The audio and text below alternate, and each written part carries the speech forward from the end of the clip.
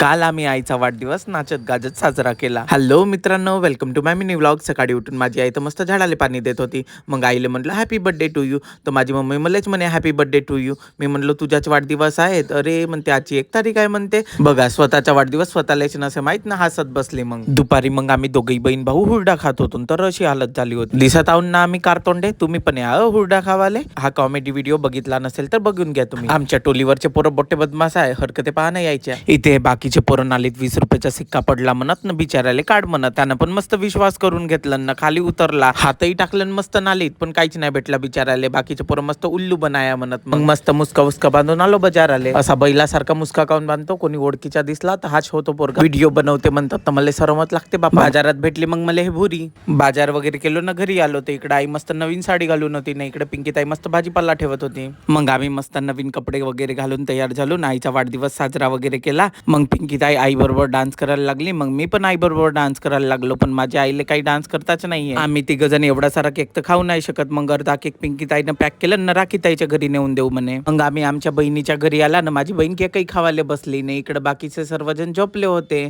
चला आता भेटूया next vlog. Tata bye bye.